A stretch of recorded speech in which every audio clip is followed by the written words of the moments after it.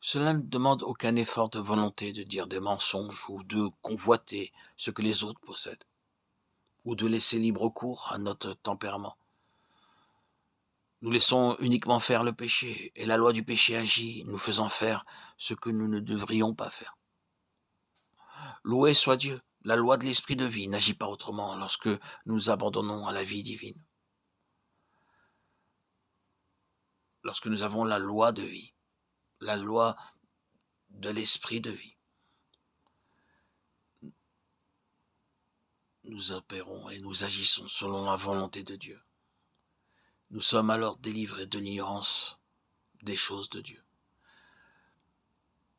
La loi de l'esprit de vie qui est en nous nous permet d'aimer ce que nous ne pouvons aimer de manière naturelle. Par exemple, si nous avons affaire à un frère particulièrement contrariant, irritant,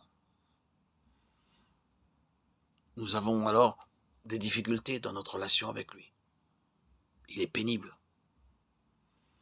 Tout ce que nous pouvons faire, c'est d'être poli avec lui. Mais nous savons parfaitement bien que cela n'est pas suffisant. Alors, nous faisons des efforts supplémentaires pour nous conformer aux standards chrétiens. Nous prenons à cœur la situation et nous prions sérieusement à ce sujet. Cependant,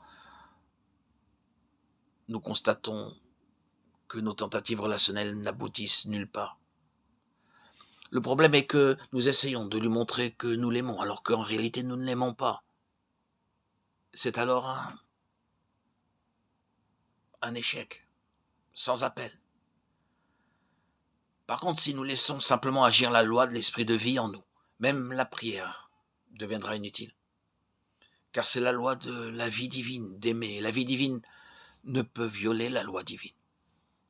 Quand nous nous confions simplement dans l'action de cette loi, nous découvrirons alors que notre problème est résolu, et cela même sans aucun effort de notre part, pas même l'effort d'une prière exprimée. La plus merveilleuse des choses, ce sera que lorsque nous parlerons avec ce frère, nous l'aimerons tout simplement. Quand la loi de l'esprit de vie opère, nous agissons spontanément, et souvent même presque inconsciemment. La loi de l'esprit de vie n'agit pas autrement lorsque nous abandonnons la vie divine. Une conduite qui porte la marque de la sainteté, de la droiture et de l'amour n'est jamais le résultat d'un effort humain, mais le fruit de l'esprit et la manifestation naturelle de la loi d'esprit de vie. Puis-je vous demander ceci? Vivez-vous une vie chrétienne naturelle ou essayez-vous encore d'être un bon chrétien, selon les normes standards? Si vous vivez sous une contrainte dans votre désir de vous conformer aux standards chrétiens, vous n'avez pas encore compris la leçon la plus élémentaire de la vie chrétienne. La première leçon qu'il nous est nécessaire d'apprendre, c'est que la manière d'être d'un chrétien doit être entièrement spontanée. Ce qui n'est pas spontané n'est pas une conduite chrétienne qui procède de la vie. Lorsque nous découvrons que la loi d'esprit de vie nous a libérés de la loi du péché et de la mort, tous nos efforts pour nous conduire conformément à notre concept de ce qui doit être un bon chrétien feront place à une vie chrétienne naturelle. Nous serons délivrés de tout artifice dans le domaine des choses spirituelles. Nos paroles seront dépourvues de toute phraséologie spirituellement pompeuse. Nos prières deviendront simples et libres. Notre maniérisme fera place à une conduite toute naturelle.